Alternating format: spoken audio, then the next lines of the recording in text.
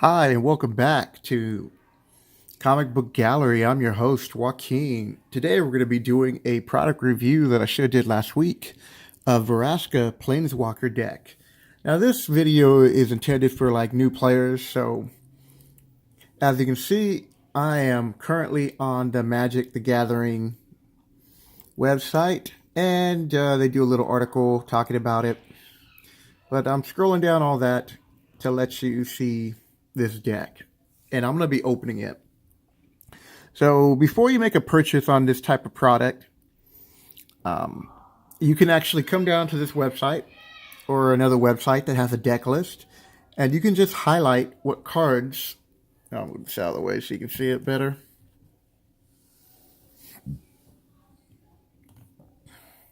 It's a little bit better. And you can highlight to what cards you're going to get into this deck, and you can make a decision whether this is the right product for you. But if you're new, I would recommend getting these Planeswalker decks because they're for new players.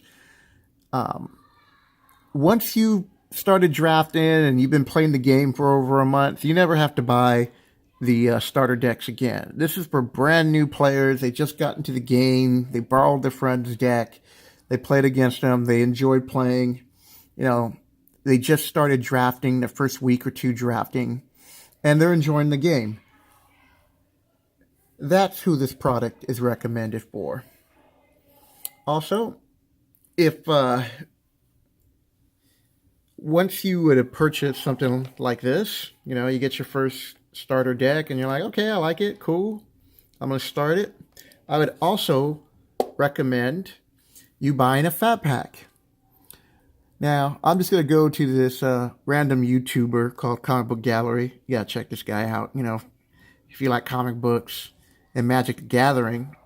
If you check out this video of his called Opening a Guilds of Ravnica bundle, you would see all the great cards that he actually pulled out of this box or fat pack that would go with this deck, because the majority of the cards that he pulled were green and black.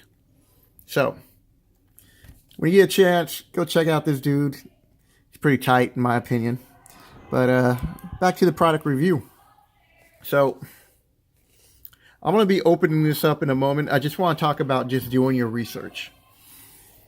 So you look at this deck, you like the art on this card, and you're like, this is for me. Now I want you to realize that these starter decks are not even near tier 1 decks that people mostly play on Friday Night Magic when they're playing standard.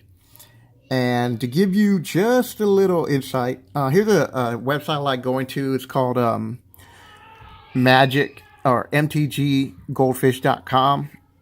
I'm just throwing that out there. I'm not affiliated with them. They don't pay me for this endorsement. They don't even know I exist. But I love this channel. I love this website, and I love listening to them on YouTube. So I pulled up this deck, and it's a Gogori mid-range deck that went 5-0 in a Star City Game Standard Classic in Colombia on October 7th, 2018. This deck took 12th place. So as you can see here, you're looking at all these cards, and I don't even think you're going to get any of these cards in the starter deck. But what it does do is give you an idea of similar playstyle that you could build around. The reason why I brought this up is because most of these cards, when you pull up a deck list, you could trade for them. For Lana War Elves, they have this listed at like 80 cents. These are stuff that you're going to find around the store that people easily trade you or just give to you. Maybe not so much the Merfolk Branchwalkers. You have to trade for those. Or maybe you just want to shell out the money. Seeker Squire, it's $1 for 4. A lot of these, you're just going to be able to trade. Jade Light's a little bit more expensive. In fact, when you start pulling up deck lists of decks you want to play as you're developing your own style, I would recommend that you always start off with collecting lands first and trading for lands. And then getting the majority of the deck and just playing it before you commit to, I'm going to drop currently, $20 to $50, depending on what, or yeah, $20 to $50. These Doom Whispers are like over 20 a piece currently. If you can get them for trade, that's cool, but I wouldn't be dropping that type of money, especially if I'm a new player, for cards on a deck that I may not play a month from now. So I would try to put together these styles of decks without the big cards in it. And just play it, and play with your friends, have fun. Know that if you play these Planeswalker deck, or even these decks without, the featured cards that are making them great, like Jade Light Ranger or Doom Whisperer here, and I wouldn't expect to do that well. I wouldn't expect to do that well if I was just playing standard, even if you were playing one of these decks, because you're not used to the playstyle, and you're not used to all the other decks that are out there that you're going to be competing against, even though you have a proper sideboard list right here to help you deal with that. All right, so now I've got that out of the way. I'm just trying to give new players some information about Planeswalker deck, how to do your research, how to make decisions upon building a deck. And to answer my own question, is it worth it to buy a starter deck? I believe the answer is yes for new players. And you only have to do it once. Once you've gotten that out of the way, you're cool. You'll never have to buy these again. Unless you have a YouTube channel and you're trying to do product review, which means that every time a new set comes out, you're going to be asking this question, hey, should you be buying this deck? And the answer is, for new players, yes. And the answer is, if you have a YouTube channel and you're doing product review, the answer is going to be yes. But the cool thing about when you get this deck is, one, should always be careful pulling this card out. So here you go. And I know the lighting at this moment, oh wow, because it's so dark, it's just not picking this up. Sorry about that, people. But what I will do is pull this in so you can see that card better. Woohoo! Okay. So you can read what Vraska does. You go online, you can pull up this card. And I'll push this back so I can open up the rest of the packs and stuff. I'm not gonna comment here on the decks box. In a previous video, I made a comment that sleeves don't fit in here, but they do. And I like the design of the deck box. I think it's a great idea. Be a great idea if I had proper lighting for this video, so some of you are saying, and you're correct. The only problem with these boxes is that it's cardboard. It's going to bend. It's going to get tore up.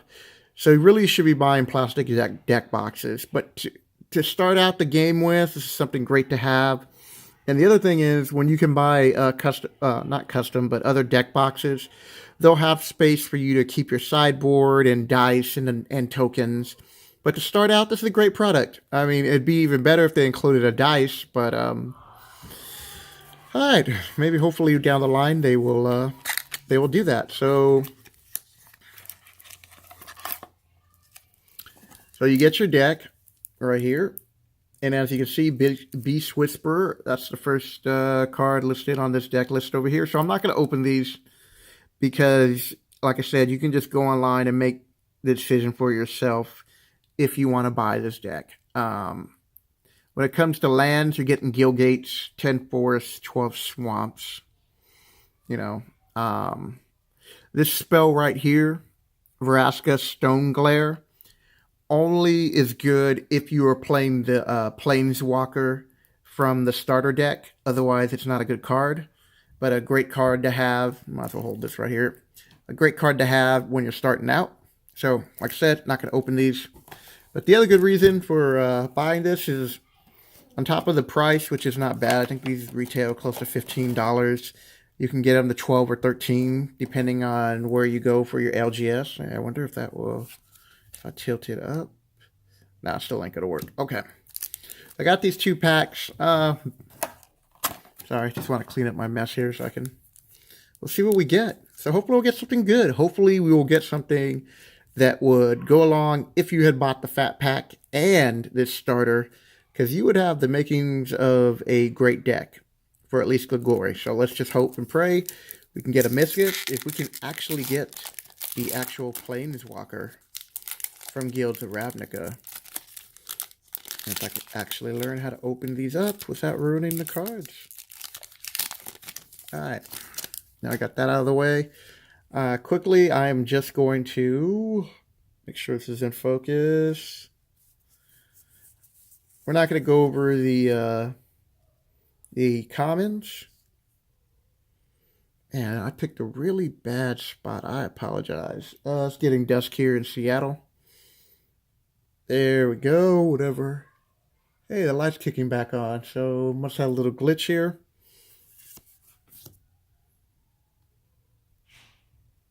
Okay, I just want you to see the uncommon so you can, like, you know, look at them.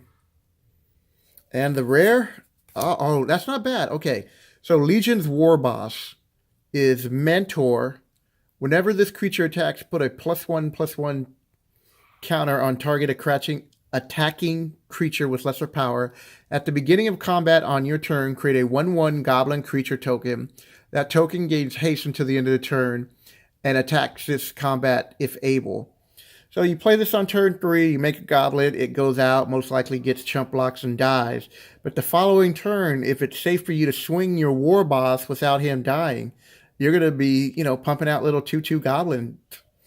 So I don't know if this might see, there's a format, and I know I'm introducing new players to a format, but there's a format called Modern. I think it goes all the way back to 8th edition up to current, whatever up to current. And there's a popular goblin deck, so I enjoy playing goblins, so I want to see if people can do something with this. I hope so, because I'd like to add this to my goblin modern deck, and, you know, I'll probably just do it anyways. I mean, it's a great card. I'm looking forward for this in standard right now for Boros, because the mentoring thing is really big, because there's a lot of mentors that are 3 and 4 that could pump up your war boss and protect him. And then you get Guild's Gate, cool, and a little bird token. And the last pack. Oh, come on. I know I got a good rare. Come on, Planeswalker for the channel. Maybe I can get a new subscriber. That'd be great. You know, it'd be really great getting that Planeswalker after I called it. Once again, go through. Oh, accidentally showed the rare. Ooh, party foul. No.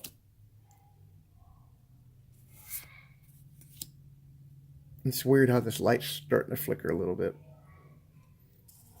And voila. So, Guild Mage Forum. Tap, add a colorless. Add 1 mana of any color if that mana is spent on multicolored creature. That creature enters the battlefield with an additional +1. As I was saying before, in Boros, if you're playing like a mentor deck, this is great because most of your creatures are going to be red and white, and you're just going to be adding 1 more on top of their ability of mentor. You're going to be able to be mentoring a lot more creatures all day long. Well, this is going to wrap this up.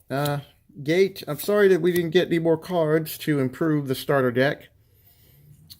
I hope you enjoyed this I hope you enjoyed this episode. And I'll hold up this box while I'm talking because I really do like the artwork on this box. If you're new to the channel, what's up? Hit the like button, leave a comment below if you're new to playing Magic and you bought one of these decks and what you liked about them.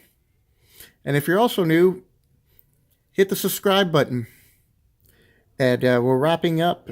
We're going to be wrapping up a few videos on comic books. But this weekend, I will be dropping another video about trading binders, which I think is very important that new players need to learn, is how to maintain a proper trading binder and what to trade for and what to hold on to. So that will be the following video on Sunday. And I hope you guys are having a good weekend and had fun at draft. And I will catch you later.